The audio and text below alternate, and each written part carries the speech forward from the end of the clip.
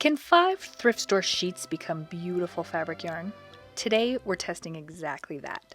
We spent just $15 on random thrifted sheets and fabric remnants, and we're turning them into over 1,000 yards of handmade fabric yarn. Some turned out amazing, and some maybe not so much.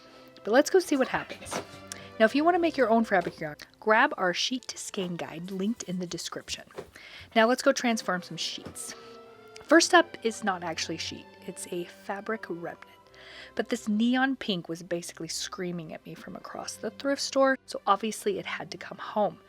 It's stretchy polyester, probably flammable, but look at the color. For $3, I'm willing to take the risk. My prediction, this is either going to be incredible yarn or an absolute nightmare to cut. And honestly, both were true. Because it's stretchy, it did not want to stay put. I had to wrestle it into submission. But once it started turning into yarn, I knew it would be worth it. This thing just kept getting bigger and bigger. I don't even think a king-size sheet could compete with this remnant. Then I handed it over to Yaya, and she crocheted it up, and the stitches pop. It's bright, funky, stretchy, and honestly really fun to work with. The verdict? Don't overlook remnants. They can be cheap, colorful, weird little thrift store treasures, just like this neon pink gem. Next up is a king-size green flat sheet. The second I touched it, I could tell this was a fancy sheet. High thread count, very smooth, very serious. This sheet probably has a retirement account. It was only $3 and the color was gorgeous. So into the cart it went and home it came with me. My prediction, this one would make beautiful sturdy yarn, but it might be a little harder to crochet. And yes, exactly. It cut beautifully, it laid flat, it behaved itself like a proper adult sheet. And this one made about 280 yards of fabric. But when Yaya started crocheting with it, we noticed the trade-off immediately. The quality makes it strong, but also stiffer. It doesn't have much give, so it takes a lot more effort. The final project will probably hold up forever, but your hands may have some opinions. The verdict? High thread count can make gorgeous, durable yarn. Just know it may be tougher to crochet with. Sheet number 3 is another king-size sheet, this time with a green fern pattern. Prints are always a gamble because they can look amazing as fabric and then completely disappear as yarn. I checked the wrong side and the print was still pretty visible, so I thought, okay, we might have something here. My prediction? This could either turn into soft botanical magic or visual oatmeal. Thankfully, we got magic. It was soft, easy to cut, easy to roll, and so smooth to crochet. Both of us loved working with it. And the print actually worked. The little green accents still showed up in the yarn, which gave it so much more depth than a plain solid color. This $3 sheet also made about 280 yards of fabric. The verdict?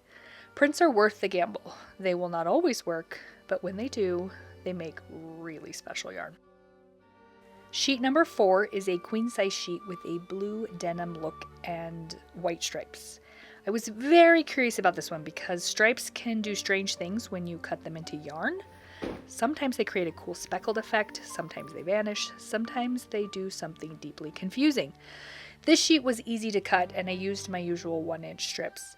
The white only showed up every now and then, so I wasn't really sure what would happen once Yaya started crocheting it.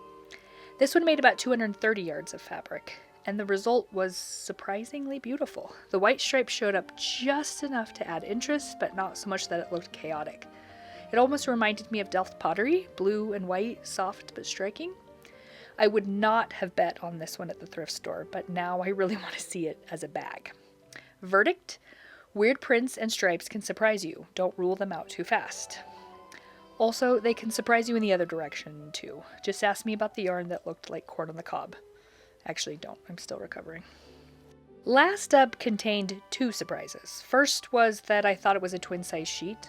Spoiler, it was not. Also, it had some stripes that I thought would be interesting. Stay tuned for that. The sheet itself had been cut up and altered, so it was more like a half sheet, half mystery fabric situation. But it was $3, so we are choosing peace. And again, I picked it up because the brown stripe pattern intrigued me. I don't usually love brown, but I thought the stripes might create an interesting yarn. My prediction, this one was going to be either earthy and cool or sad beige yarn. Once I got it cut and rolled, it made about 67 yards. Not bad for a weird half sheet thing, but the biggest surprise came when I started crocheting it. The stripes disappeared completely. Like, goodbye. Gone. Witness protection program. If I look really closely, I can see them, but they don't add much. And I'm still not sure I love the color. Maybe the perfect project will come along for it, but for now, this is not my favorite. The verdict, not every thrifted sheet is a winner. Sometimes the shape is weird, the color is meh, and the pattern vanishes. But for $3, it's hard to be too mad. Turning thrifted textiles into yarn has honestly become one of my favorite creative experiments. You never know what you're going to get. Some sheets become gorgeous crochet yarn, and some become cautionary tales.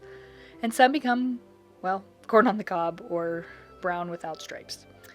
And every single one teaches us something new. And the fact that we can make beautiful crochet bags while saving money and keeping textiles out of the landfills, that feels pretty amazing. If you want to see what these yarns become, hit subscribe and come along with us as we crochet more for less. Lovebird and Yaya.